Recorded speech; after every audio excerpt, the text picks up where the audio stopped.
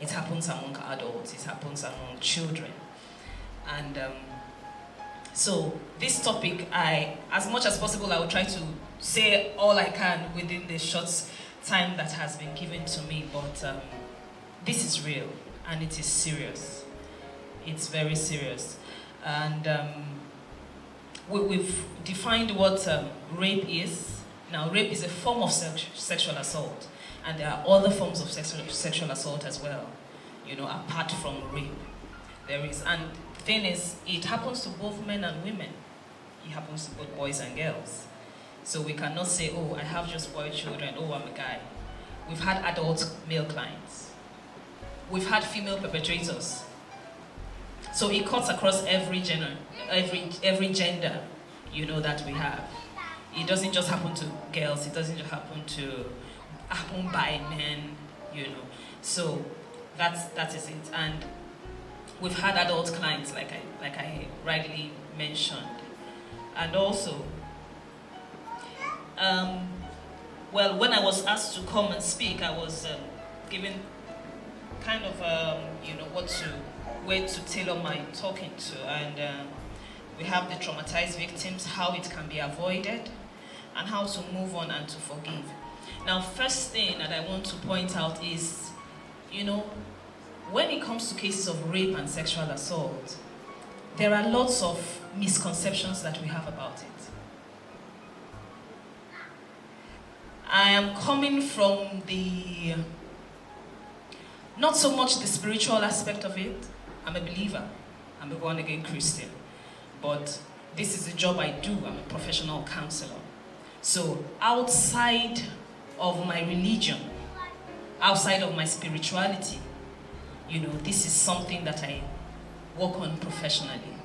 And one of the misconceptions that we have about rape is that rape is as a result of what people wear. That rape happens because of what somebody has worn. If you remember the statistics I told you, the larger amount of rape cases that we have happens to children. And even when it happens among adults, it's somebody known to them a lot of the time. 4 out of 5 cases of rape and sexual assault is done by somebody that is known. It's done by somebody that is familiar, not a stranger. So it is not, a lot of the time, it's not somebody that is seen wearing something skimpy and then she's just grabbed and then raped. No. Rape has nothing to do with what you wear. Take it from somebody that sees up to 7 clients in a day. That's the truth, that's our reality. In this Lagos, Nigeria, we see up to between 5 and 7 victims of rape and sexual assault on a daily basis. It has nothing to do with what was born. India has the highest level of rape. Do we all know that? Do you know how they are dressed? They are covered from head to toe. No part of their body is showing. So that goes to tell you that it is much more than the dressing. Because you have a mindset that, okay, dress like this and you'll not be raped. And then somebody is raped, the first question you're asking her is, what did you wear? Well, how were you dressed? Somebody that wants to rape he would not even look at the clothes first, he would tear them off. I was telling Mr. Shea while we were coming that rape is not a sexual act. It's not about the sex.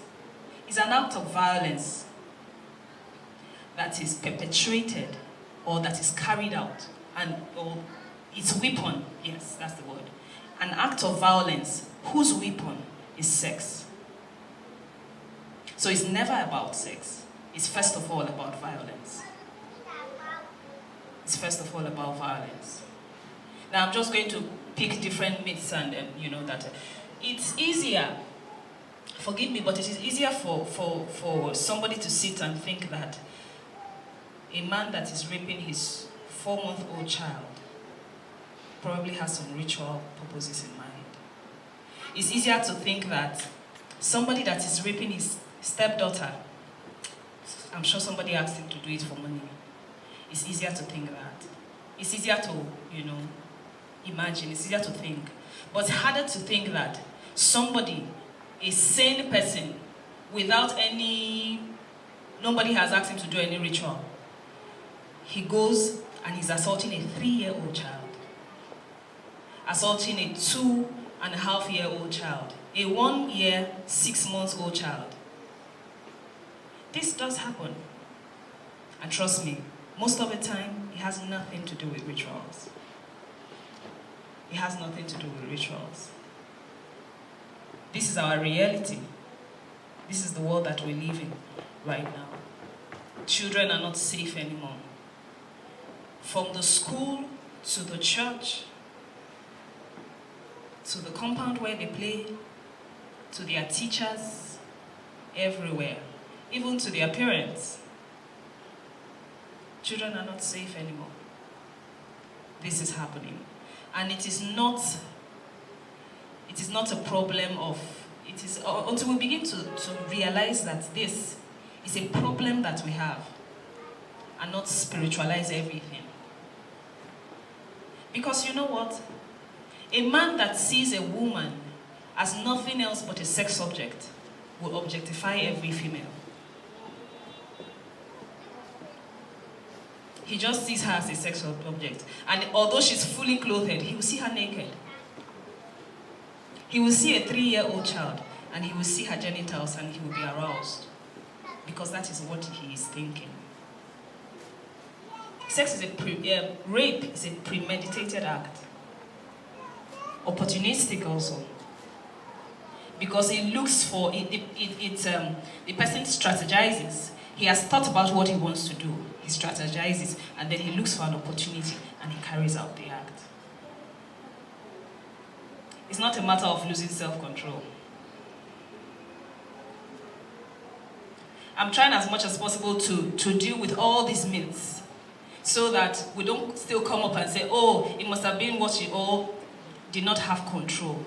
You know, when they say that men lose control, I have a problem with that, because I think it is quite disrespectful to the men. If they don't think so, I think so.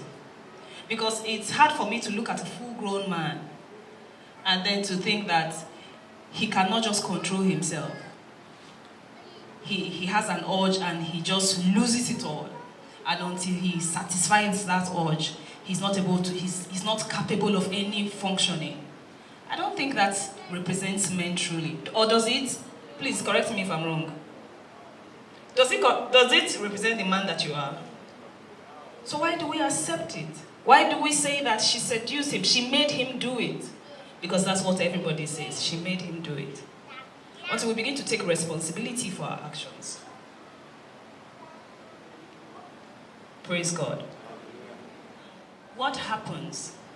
Now there is what happens when you're raped as an adult, and what happens as a guardian or a parent of a child that has been raped. I would talk about the adult first. Now for an adult, it's even more difficult. You know, for children, it's easy for the parents to get agitated and want to do something about it, seek for help immediately. But for an adult, in fact, before anybody knows what happened, she is blaming herself for what has been done to her. She is ashamed.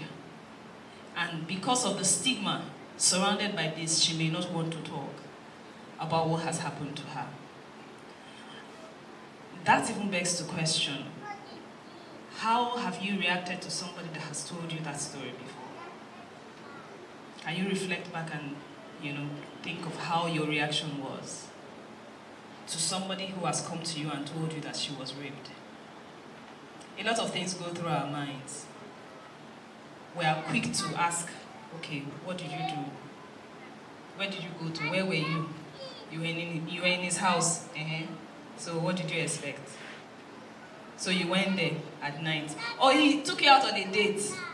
So, what's up?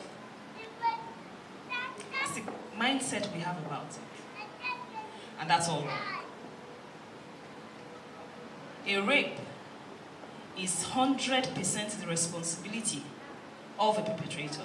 It has nothing to do with what a lady did, or the victim. It has nothing to do with what the victim did, or did not do, as it were.